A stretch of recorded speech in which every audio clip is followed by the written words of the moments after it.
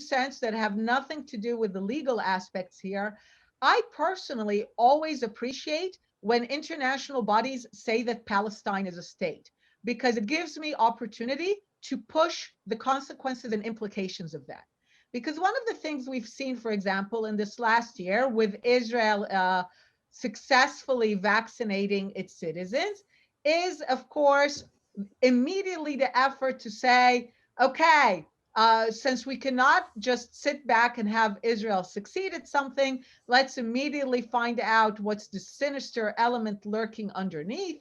And then you had the beginning of the libel of the, okay, but Israel is, while vaccinating its own, it's actively preventing Palestinians, rejecting its responsibility and not vaccinating them. Now, and one of the amusing comments that I saw throughout this whole affair is that someone said, "You do realize that for Israel to vaccinate now the Palestinians in Gaza, it would have to invade Gaza, enter it, and then forcefully vaccinate Palestinians." Kind of just reminding people how absurd the whole notion is.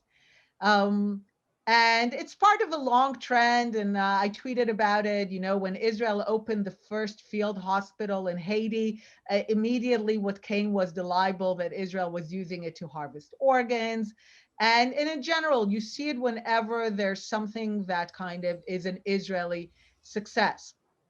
So, and by the way, at the beginning, the Palestinians didn't know what anyone wanted from them. I mean, the Palestinian Authority even initially started saying, look, it's not Israel's responsibility, it's our responsibility. We've been responsible for our healthcare since Oslo. We are in the process of procuring vaccines from China, from Russia.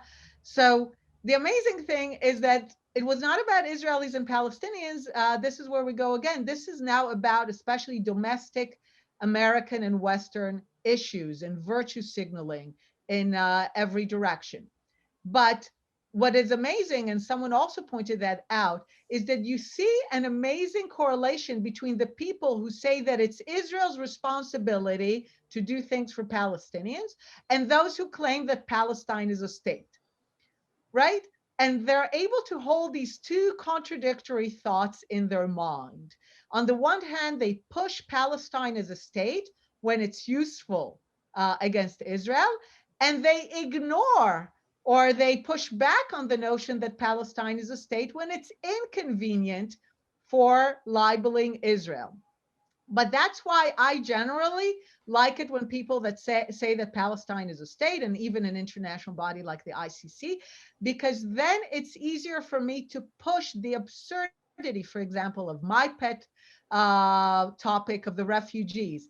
If Palestine is a state, please do enlighten me. How is it that a person who was born in Ramallah, in the state of Palestine, lived in Ramallah all their lives, has never been displaced by war, is by magic a refugee from Palestine? In what world is that possible, that you were born and living in your own state, but you're a refugee from another place, which is also magically called Palestine? Why are they refugee camps? No, they're not camps by now, of course, they're neighborhoods, but why are they refugee neighborhoods or refugee cities inside Palestine, inside the state of Palestine?